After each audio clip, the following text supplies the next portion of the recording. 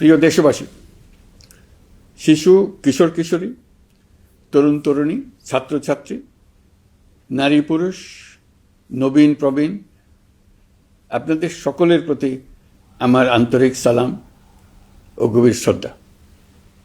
আসসালামু আলাইকুম। শুরুতেই আমি দেশের সবাইকে শুভেচ্ছা জানাচ্ছি।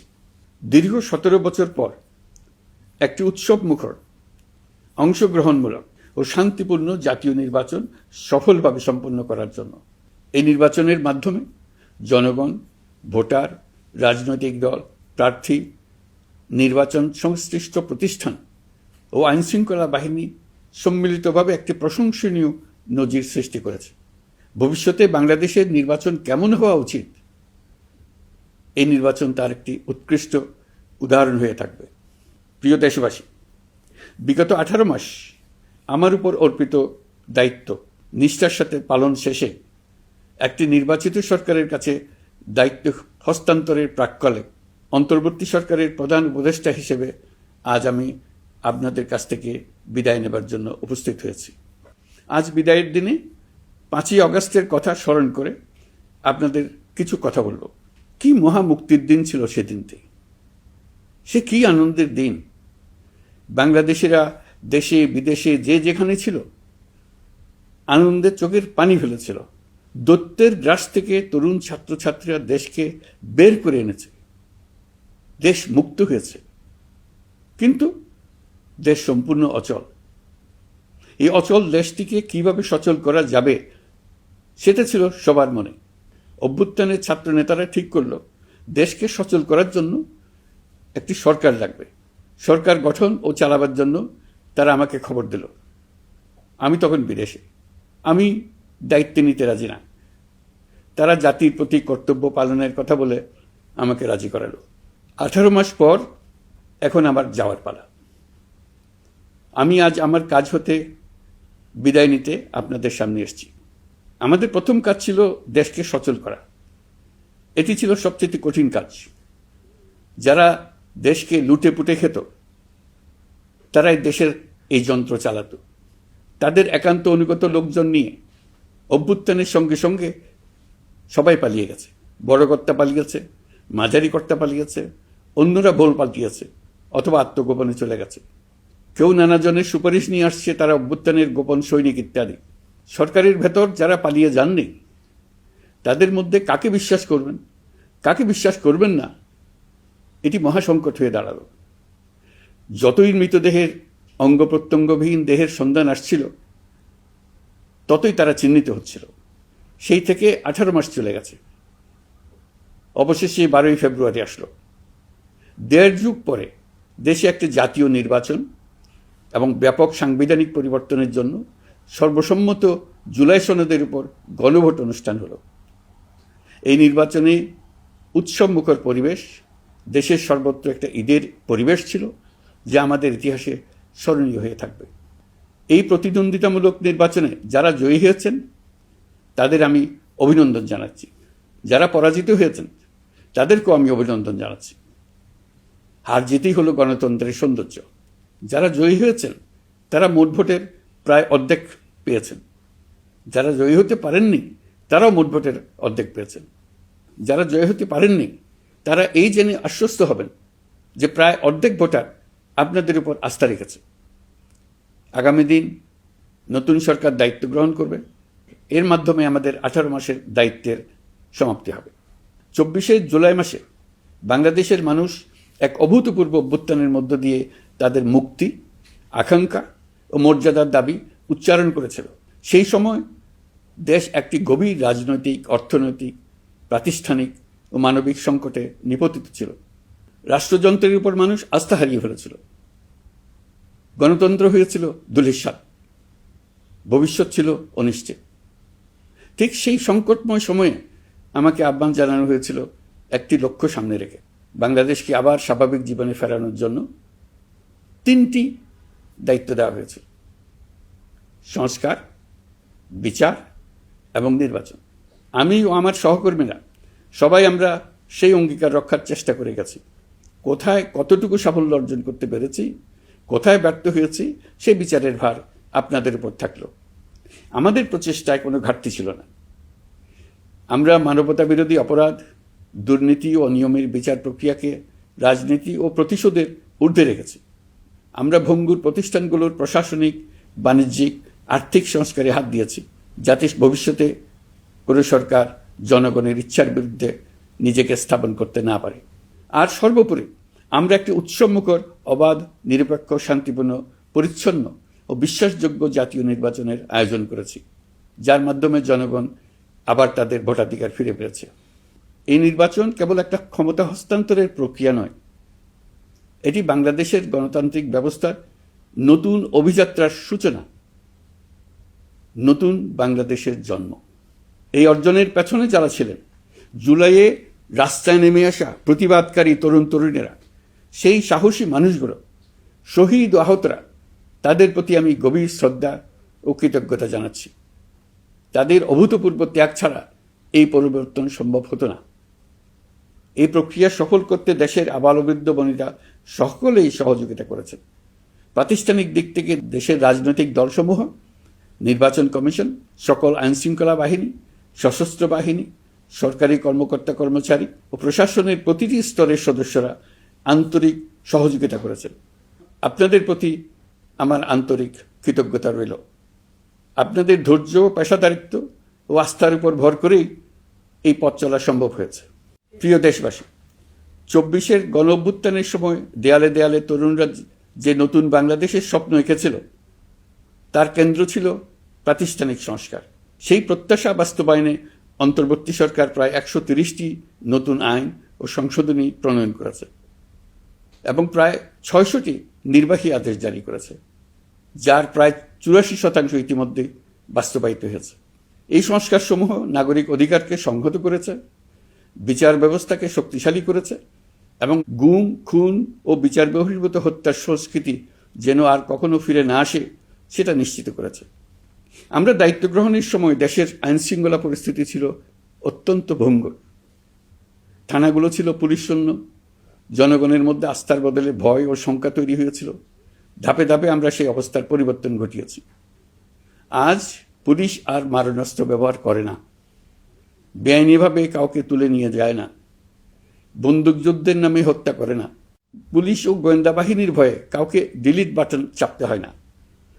জনবান্ধব ও জবাবদিহিমূলক বাহিনী হিসেবে গড়ে তোলার লক্ষ্যে পুলিশ কমিশন অধ্যাদেশ 2025 প্রণয়ন করা হয়েছে। বিচার বিভাগকে স্বাধীন ও শক্তিশালী করতে পৃথক সচিবালয় গঠন, বিচারক নিয়োগের স্বচ্ছ কাঠামো এবং দেওয়ানি ও ফৌজদারি আইনে যুগান্তকারী সংস্কার করা হয়েছে। সেপারেশন অব জুডিশিয়ারির জন্য মাজদার হোসেন মামলার রায় আমরা বাস্তবায়ন করে গেলাম। গুমকে মানবতার বিরুদ্ধে অপরাধ হিসেবে স্বীকৃতি দিয়ে আন্তর্জাতিক অপরাধ ট্রাইব্যুনাল আইন সংশোধন করা হয়েছে। বিচার প্রক্রিয়াকে স্বচ্ছ করতে রায় সরাসরি সম্প্রচারের সুযোগ, বিদেশি আইনজীবী নিয়োগ এবং অন্তর্বর্তী আপিলের বিধান যুক্ত করা হয়েছে। বাংলাদেশ যেন আর কখনো মানবাধিকারহীন রাষ্ট্রে পরিণত না হয়, সেই লক্ষ্যে জাতীয় মানবাধিকার কমিশন অধ্যাদেশ জারি করা হয়েছে এবং কমিশন গঠন করা হয়েছে। প্রিয় দেশবাসী, একটি সমাজ তখনই উন্নত হয় যখন তার নারীরা নিরাপদ, সম্মানিত ও সমান অধিকারপ্রাপ্ত। উন্নয়ন তখনই টেকসই হয় যখন নারীরা সিদ্ধান্ত গ্রহণে, অর্থনীতিতে, শিক্ষায় ও নেতৃত্বে সমানভাবে অংশ নিতে পারেন। যে নতুন বাংলাদেশের স্বপ্ন আমরা দেখছি, নারীদের অগ্রযাত্রা ছাড়া তা গড়ে তোলা সম্ভব নয়। নারী ও শিশু সুরক্ষায় যৌন হয়রানি প্রতিরোধ অধ্যাদেশ, পারিবারিক সহিংসতা প্রতিরোধের অধ্যাদেশ এবং নারী ও শিশু নির্যাতন দমন আইন সংশোধন করা হয়েছে। নতুন এসব আইনের মাধ্যমে কর্মক্ষেত্রে ও শিক্ষা প্রতিষ্ঠানে নারীদের হয়রানি প্রতিরোধ ও সুরক্ষা আবার নিশ্চিত করার পথ সুগম করা হয়েছে। প্রিয় দেশবাসী, অভ্যুত্থান পরবর্তী এক উত্তাল সময়ে দেশকে ধীরে ধীরে স্বাভাবিক ধারায় ফিরিয়ে আনতে আমাদের সশস্ত্র বাহিনীর সৈন্যরা যে ধৈর্য, পেশাদারিত্ব ও দায়িত্ববোধের পরিচয় দিয়েছে, তার জন্য দেশবাসীর পক্ষ থেকে আমি তাদের প্রত্যেককে আন্তরিক ধন্যবাদ জানাচ্ছি। একই সঙ্গে বিশেষভাবে উল্লেখ করতে চাই, যখনই কোনো সংকটময় পরিস্থিতির উদ্ভব হয়েছে, তখনই দেশের রাজনৈতিক নেতৃত্ব আমাদের আহ্বানে তাৎক্ষণিকভাবে সাড়া দিয়েছেন এবং সহযোগিতার হাত বাড়িয়ে দিয়েছেন। এই পারস্পরিক দায়িত্ববোধ ও সংযমই দেশকে অস্থিরতার পথ থেকে স্থিতিশীলতার দিকে এগিয়ে নিতে সহায়ক হয়েছে। স্বৈরাচারের 16 বছরে এদেশের রাজনৈতিক নেতাকর্মীরা যে ভয়াবহ নিপীড়ন, মামলা হামলা, গুম ও হত্যার শিকার হয়েছেন, তা আমাদের জাতির জন্য এক গভীর বেদনাদায়ক শিক্ষা। এই অভিজ্ঞতা আমাদের স্মরণ করিয়ে দেয়, যাতে ভবিষ্যতে আর কখনো কোনো জালেম মাথাচাড়া দিয়ে উঠতে না পারে, যেন আর কখনো ফেসিবাদ প্রতিষ্ঠিত না হয়, শত শত আয়নাঘর সৃষ্টি না হয়, বিচার বহির্ভূত হত্যা ফিরে না আসে। সেই জন্য কেবল রাজনৈতিক অঙ্গীকারই যথেষ্ট নয়, প্রয়োজন ন্যায় বিচার নিশ্চিত করার লক্ষ্যে বিচার ব্যবস্থা ও রাষ্ট্রীয় কাঠামোর মৌলিক ও গভীর সংস্কার। এই উপলব্ধি থেকেই অন্তর্বর্তী সরকার তার সংস্কার কর্মসূচিকে সর্বোচ্চ অগ্রাধিকার দিয়েছে। প্রিয় দেশবাসী, ফ্যাসিস্ট সরকারের 16 বছরের নিপীড়ন ও জুলাইয়ের রক্তাক্ত স্মৃতি এখনও আমাদের মাঝে তাজা হয়ে আছে। যারা ভয়াবহ নিপীড়ন ও নির্যাতন চালিয়েছে তাদের বিচার করা এবং যেন আর কেউ এ ধরনের দুঃশাসন কায়েম করতে না পারে সেটা নিশ্চিত করা আমাদের গুরু দায়িত্ব। বিচার একটা চলমান প্রক্রিয়া। একাধিক ট্রাইব্যুনাল বর্তমানে সক্রিয়ভাবে কাজ করছে। ইতিমধ্যে একাধিক মামলার রায় ঘোষণা হয়েছে। আন্তর্জাতিক অপরাধ ট্রাইব্যুনালে ফেসিবাদের সময় দেশে যে গুমের সংস্কৃতি গড়ে উঠেছিল, সেই ভয়াবহ মানবাধিকার লঙ্ঘনের বিচারও শুরু হয়েছে।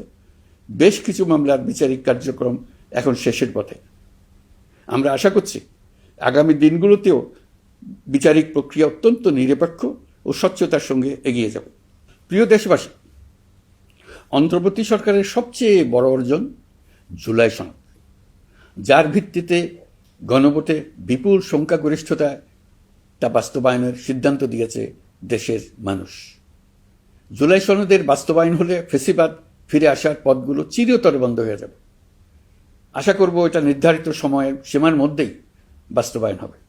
অন্তর্বর্তী সরকারের ছোট বড় ভালো মন্দ অনেক কথা ভুলে গেলেও জুলাই সনদের কথা জাতি কখনো ভুলবে না। এই সনদ রচনা এবং গণভোটে পাশ করানোর জন্য আমি সকল রাজনৈতিক দল, সামাজিক সংগঠন, অধিকার রক্ষা প্রতিষ্ঠান যারা অক্লান্ত পরিশ্রম করেছে তাদের সবাইকে আজ অভিনন্দন জানাচ্ছি। এই নির্বাচনে প্রথমবারের মতো প্রবাসীদের ভোট দেওয়ার সুযোগ সৃষ্টি করা হয়েছে। যখন একজন ভোটার গর্ব করে এই নির্বাচন ও গণভোটে ভোট দেওয়ার অভিজ্ঞতা সোশ্যাল মিডিয়ায় বলে, তখন একজন নাগরিক হিসেবে আমি আনন্দ ধরে রাখতে পারি না। আমি আশা করি এই প্রক্রিয়ায় ভবিষ্যতে আরও অনেক বেশি প্রবাসীরা নিশ্চিন্তে অংশগ্রহণ করতে পারবে। প্রিয় দেশবাসী, আমরা দায়িত্ব গ্রহণের সময় অর্থনীতি ছিল বিপর্যস্ত, ব্যাংকিং ব্যবস্থা ভেঙে পড়েছিল, অর্থ পাচার ছিল লাগামহীন। আমরা রাজস্ব ব্যবস্থাপনা, করনীতি, মুদ্রা ব্যবস্থাপনা, আর্থিক খাতে কাঠামোগত সংস্কার এনেছি। তলাবিহীন অর্থনীতি আমাদের জন্য রেখে গিয়েছিল আগের ফেসিবাদী সরকার। কেন্দ্রীয় ব্যাংক বাণিজ্য ব্যাংককে ফতুর করে দিয়ে গেছে, $234 বিলিয়ন পাচার করে নিয়ে গেছে, বিশাল ঋণের বোঝা রেখে গেছে। এইসব আমাদের জানা কথা। আমরা যারা এই অর্থনীতি আবার চালু করার দায়িত্ব পেয়েছিলাম তারা দিশা খুঁজে পাচ্ছিলাম না। এখন যাবার সময় স্বস্তি পাচ্ছি যে আমরা অবস্থার মোকাবেলা করতে পেরেছি এবং নতুন অর্থনীতির বুনিয়াদ রচনা করে রেখে যেতে পারছি। এখন আর পাওনাদাররা আমাদের তাড়া করতে আসবে না। আন্তর্জাতিক লেনদেনে আমরা চোখে অন্ধকার দেখব না। আমাদের রিজার্ভের পরিমাণ এখন $34 বিলিয়ন। আমাদের দেশপ্রেমিক প্রবাসী ভাই বোনদের রেমিটেন্সের টাকায় এই রিজার্ভ ক্রমেই বাড়ছে। নিত্য প্রয়োজনীয় পণ্যের দাম নিয়ন্ত্রণে সরবরাহ বৃদ্ধি করা হয়েছে। টিসিবির কার্যক্রম সম্প্রসারিত হয়েছে। বাজার তদারকি ও মজুতদারির বিরুদ্ধে কঠোর ব্যবস্থা নেওয়া হয়েছে। এর ফলে খাদ্য মূল্যস্ফীতি উল্লেখযোগ্যভাবে কমেছে। শ্রমিক অধিকারকে মানবাধিকারের অংশ হিসেবে বিবেচনা করে আন্তর্জাতিক শ্রম সংস্থার গুরুত্বপূর্ণ কনভেনশনসমূহ অনুসমর্থন করা হয়েছে, যা কর্মক্ষেত্রে শ্রমিকের নিরাপত্তা ও মর্যাদা নিশ্চিত করবে। যুগান্তকারী নতুন শ্রম আইন প্রণয়ন করা হয়েছে। প্রবাসীরা আমাদের অর্থনীতির প্রাণশক্তি। তাদের সুরক্ষা ও কল্যাণে আইন সংশোধন, বিদেশে আইনি সহায়তা, নতুন শ্রমচুক্তি এবং দক্ষতা উন্নয়ন প্রকল্প গ্রহণ করা হয়েছে। বন্দর ব্যবস্থাপনা ও বিনিয়োগ কাঠামোতে আমূল সংস্কারের মাধ্যমে ইউরোপীয় সর্ববৃহৎ বিনিয়োগ সহ একাধিক কৌশলগত প্রকল্প এগিয়েছে। ব্লু ইকোনমির সম্ভাবনা কাজে লাগাতে গভীর সমুদ্র বন্দর, মৎস্য ও আধুনিক টাউনশিপ উন্নয়নে নতুন কর্তৃপক্ষ গঠন করা হয়েছে। প্রিয় দেশবাসী, পররাষ্ট্রনীতিতে বাংলাদেশের সার্বভৌমত্ব, জাতীয় স্বার্থ ও দেশের মর্যাদা, এই তিনটি মূল ভিত্তি আমরা দৃঢ়ভাবে পুনরুদ্ধার করতে সক্ষম হয়েছি। নতজানু পররাষ্ট্রনীতি কিংবা অপর দেশের নির্দেশনা ও পরামর্শ নির্ভর বাংলাদেশ এখন আর নয়। আজকের বাংলাদেশ নিজের স্বাধীন স্বার্থ রক্ষায় আত্মবিশ্বাসী, সক্রিয় ও দায়িত্বশীল। বিশ্বের সকল দেশের সঙ্গে পারস্পরিক সম্মান ও স্বার্থের ভিত্তিতে সম্পর্ক গড়ে তুলতে আমরা প্রতিশ্রুতিবদ্ধ। একই সঙ্গে ভারসাম্য বজায় রেখে ভবিষ্যতের জন্য প্রয়োজনীয় কৌশলগত সিদ্ধান্ত নিতে সক্ষম এমন একটি রাষ্ট্র হিসেবে বাংলাদেশ আজ নিজেকে প্রতিষ্ঠিত করেছে। রোহিঙ্গা সংকট আমাদের জাতীয় নিরাপত্তা, আঞ্চলিক স্থিতিশীলতা ও অর্থনীতির উপর একটা গুরুতর দীর্ঘস্থায়ী চাপ সৃষ্টি করে রেখেছে। দুঃখজনকভাবে দীর্ঘ সময় ধরে এই সংকট নিরসনে কোনো কার্যকর সমন্বিত আন্তর্জাতিক উদ্যোগ দৃশ্যমান ছিল না। দায়িত্ব গ্রহণের পর আমরা আন্তর্জাতিক অঙ্গনে মৃতপ্রায় এই ইস্যুটিকে পুনরায় বিশ্ব মনোযোগের কেন্দ্রে নিয়ে আসতে সক্ষম হয়েছে। এই সংকটের গুরুত্ব অনুধাবন করে জাতিসংঘ আমাদের পাশে দাঁড়িয়েছে। জাতিসংঘের মহাসচিব নিজে বাংলাদেশ সফর করেছেন এবং সমস্যার টেকসই সমাধানে সহায়তার অঙ্গীকার ব্যক্ত করেছেন। আমার অনুরোধে জাতিসংঘে রোহিঙ্গা বিষয়ে বিশেষ সভা অনুষ্ঠিত হয়েছে। প্রিয় দেশবাসী, দীর্ঘ ফ্যাসিবাদী শাসনামলে বাংলাদেশের সশস্ত্র বাহিনীর সক্ষমতা ও আধুনিকীকরণের বিষয়টি পরিকল্পিতভাবে উপেক্ষিত ছিল। আমরা অল্প সময়ের মধ্যেই সেই অবস্থার মৌলিক পরিবর্তনের সূচনা করতে পেরেছি। দায়িত্ব গ্রহণের পর থেকেই বর্তমান সরকার সশস্ত্র বাহিনীর সক্ষমতা বৃদ্ধি, আধুনিকায়ন এবং যে কোনো ধরনের আগ্রাসন কার্যকরভাবে মোকাবেলার জন্য সশস্ত্র বাহিনীকে উপযোগী করে গড়ে তোলাকে অগ্রাধিকার দিয়েছে। সশস্ত্র বাহিনীর প্রতিরক্ষা সক্ষমতা বৃদ্ধি একটি ব্যয়বহুল প্রক্রিয়া হলেও বর্তমান বৈশ্বিক বাস্তবতায় বহির্বিশ্বের সম্ভাব্য হুমকি ও আগ্রাসন মোকাবেলার জন্য এর কোনো বিকল্প নেই। এই বাস্তবতা বিবেচনা নিয়ে অন্তর্বর্তী সরকার তার সীমিত মেয়াদের মধ্যে সেনাবাহিনী, বিমান বাহিনী ও নৌবাহিনীর সক্ষমতা বৃদ্ধিতে যুগান্তকারী পদক্ষেপ গ্রহণ করেছে। আমি দৃঢ়ভাবে বিশ্বাস করি এই উদ্যোগগুলোর ধারাবাহিকতা ভবিষ্যতের নির্বাচিত গণতান্ত্রিক সরকার সমূহ অব্যাহত রাখবে, যাতে বাংলাদেশের জাতীয় নিরাপত্তা, স্বাধীনতা, সার্বভৌমত্ব, আঞ্চলিক অখণ্ডতা দীর্ঘমেয়াদে নিশ্চিত করা যায়। প্রিয় দেশবাসী, বাংলাদেশ এখন কেবল সংকট থেকে উত্তরণের গল্প নয়। বাংলাদেশ আজ অমিত সম্ভাবনার দেশ। আমাদের ছেলে মেয়েরা অসীম সম্ভাবনা নিয়ে জন্মায়। এটি সাহসী, সৃজনশীল, উদ্যমী তরুণদের দেশ। তাদের দরকার উপযুক্ত শিক্ষা, বিশ্বমানের প্রশিক্ষণ এবং এমন একটি রাষ্ট্র ব্যবস্থা যেখানে মেধা ও পরিশ্রম ও সততার মূল্য আছে। সারা বিশ্বে অর্থনৈতিক কর্মকাণ্ড পরিচালনায় প্রতি বছর বিপুল সংখ্যক দক্ষ, কর্মঠ, শৃঙ্খলাবদ্ধ কর্মীর প্রয়োজন তৈরি হচ্ছে, আর বাংলাদেশে আছে কর্মক্ষম বিপুল তরুণ সম্প্রদায়। আমরা যদি এই বৈশ্বিক চাহিদা পূরণে উপযুক্ত পদক্ষেপ গ্রহণ করি, তাহলে জাপান, কোরিয়া, মধ্যপ্রাচ্য, ইউরোপ, উত্তর আমেরিকা সহ সবাই চাইবে বাংলাদেশের তরুণ তরুণীদের শ্রম, মেধা ও সৃজনশীলতা ব্যবহার করতে। আমরা হয়ে উঠতে পারি তাদের জন্য পছন্দের একটা নির্ভরযোগ্য, দক্ষ জনশক্তি সরবরাহকারী দেশ। আমাদের খোলা সমুদ্র কেবল ভৌগোলিক সীমারেখা নয়, এটি বাংলাদেশের জন্য বিশ্ব অর্থনীতির সঙ্গে যুক্ত হওয়ার উন্মুক্ত দরজা।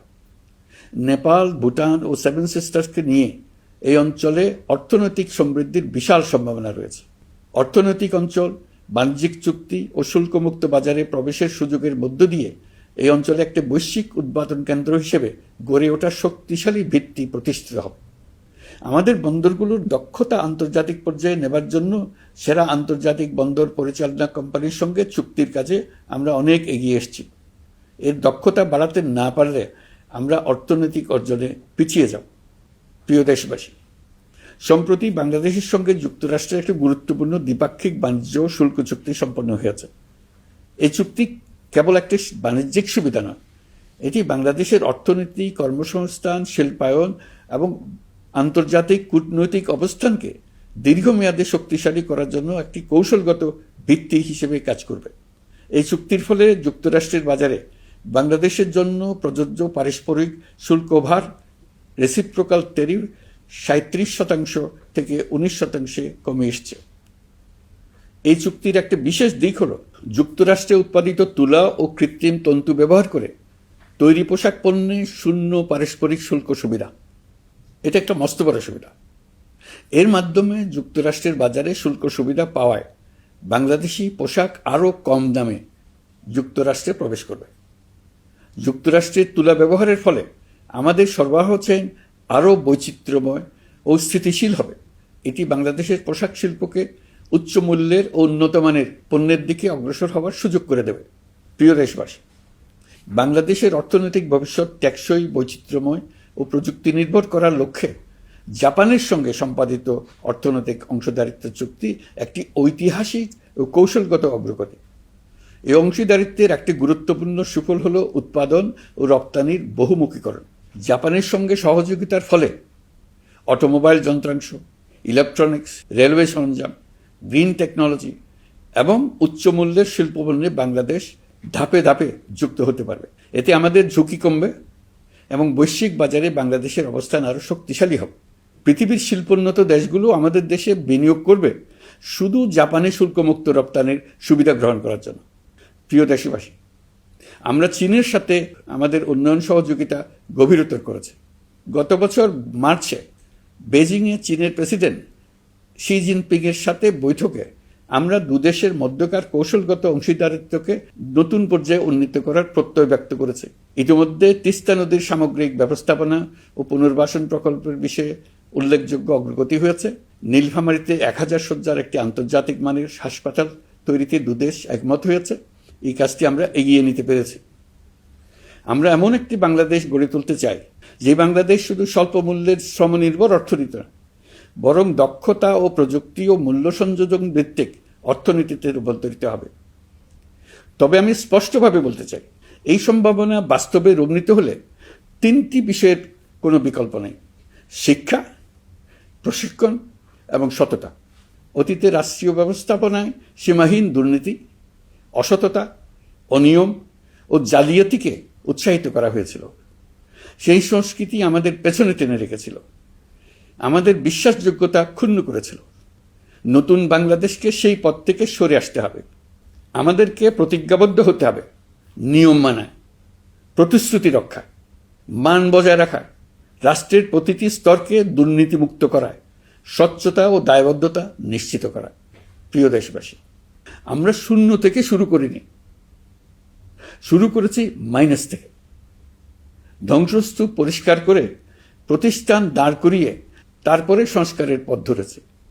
আজ অন্তর্বর্তী সরকার বিদায় দিচ্ছে, কিন্তু গণতন্ত্র, জবাবদিহিতা, বাক স্বাধীনতা, অধিকার চর্চার যে ধারা শুরু হয়েছে তা যেন কখনো থেমে না যায়। আমরা রাষ্ট্রীয় দায়িত্ব ছেড়ে গেলেও নতুন বাংলাদেশ গড়ার সার্বিক দায়িত্ব আমার, আপনার, আমাদের সবার। আমাদের সকলের দায়িত্ব দেশকে সত্যিকারের গণতন্ত্র হিসেবে পরিস্ফুটিত করা। জুলাই গণঅভ্যুত্থান আমাদের জন্য এই দরজা খুলে দিয়েছে। আমরা যদি স্বপ্ন, আকাঙ্ক্ষা ও শক্তিকে বাঁচিয়ে রাখতে পারি, তবে বাংলাদেশের অগ্রযাত্রা কেউ থামাতে পারবে না। গণঅভ্যুত্থানে যারা প্রাণ দিয়েছে, শরীরের অঙ্গ হারিয়ে দুঃসহ জীবনযাপন করছে, যাদের লাশ পুড়িয়ে ফেলা হয়েছে, যাদের লাশ এখনো খুঁজে পাওয়া যাচ্ছে না, যারা অল্পের জন্য বেঁচে গেছে, তাদের সকলের আত্মত্যাগকে এই জাতি যেন কোনোদিন ভুলে না যায়। প্রতিটি রাষ্ট্রীয় সিদ্ধান্ত গ্রহণে আমরা যেন তাদের ছবি মনে রেখে সিদ্ধান্ত নিই। আমাদের পরবর্তী প্রজন্মকে ক্ষমতাবানদের কিভাবে নিয়ন্ত্রণে রাখতে হয় সেই শিক্ষাটি যেন দিয়ে যেতে পারে। ক্ষমতাবানদের ক্ষমতা মানুষকে কীরকম মনুষ্যত্বহীন করে তুলতে পারে সেটা জাতির ইতিহাসে ধরে রাখার জন্য আমরা পলাতক প্রধানমন্ত্রীর বাসস্থান গণভবনকে জাতীয় জুলাই স্মৃতি জাদুঘর হিসেবে প্রতিষ্ঠিত করে রেখে যাচ্ছি। এখানে আপনাদের স্মৃতির বাস্তব নমুনা সংরক্ষণ করে রাখা হয়েছে। জাদুঘর যখন জনসাধারণের জন্য খুলে দেওয়া হবে, তখন আপনি যেখানেই থাকুন, দেশে থাকুন, বিদেশে থাকুন, আমি অনুরোধ করব আপনি সপরিবারে একবার এসে কিছুক্ষণ জাদুঘরে কাটিয়ে যাবেন। প্রিয় দেশবাসী, আসুন আমরা এমন একটি বাংলাদেশ গড়ি যেখানে সম্ভাবনা সীমাহীন আর স্বপ্নের কোনো সীমানা নেই। গত 18 মাসে ক্রমান্বয়ে এদেশের মানুষের মধ্যে গণতন্ত্র, একটি কল্যাণমূলক শাসন ব্যবস্থা, বাক স্বাধীনতা, ক্ষমতাকে প্রশ্ন করতে পারা, সমালোচনা করতে পারা, জবাবদিহিতায় আনতে পারার যে চর্চা শুরু হলো, উৎসবমুখর পরিবেশে নির্বাচন আয়োজন করে জনগণের অধিকার নিশ্চিত হলো, এই ধারা যেন কোনো রকমেই হাতছাড়া হয়ে না যায়। আমি বিশ্বাস করি বাংলাদেশের আপামর জনসাধারণ এবং সকল রাজনৈতিক পক্ষ ইস্পাত কঠিন ঐক্যের মাধ্যমে এই ধারাকে আগামী দিনগুলোকে রক্ষা করবে, সমৃদ্ধ করবে। অধিকারের বিষয়ে, দেশের স্বাধীনতা সার্বভৌমত্বের বিষয়ে পরবর্তী প্রজন্মের জন্য একটি সুন্দর বাংলাদেশ গড়ে তোলার প্রত্যয়ে দৃঢ় থাকতে হবে। দলমত, ধর্ম, বর্ণ, নারী পুরুষ নির্বিশেষে সবাইকে আহ্বান জানায় একটি ন্যায়ভিত্তিক, মানবিক ও গণতান্ত্রিক বাংলাদেশ গড়ে তোলার সংগ্রাম অব্যাহত রাখতে। এই আহ্বান জানিয়েই আমি অত্যন্ত আশাবাদের সঙ্গে আজ আপনাদের কাছ থেকে বিদায় নিচ্ছি। দেশের শিশু, কিশোর কিশোরী, তরুণ তরুণী, ছাত্রছাত্রী, নারী পুরুষ, নবীন প্রবীণ, আমার দায়িত্ব থেকে বিদায় নেবার এই প্রাক্কালে আপনাদের সকলের প্রতি আন্তরিক ধন্যবাদ জানাচ্ছি। আমার জন্য দোয়া করবেন। মহান আল্লাহ আমাদের সকলের সহায় হন। আল্লাহ হাফেজ।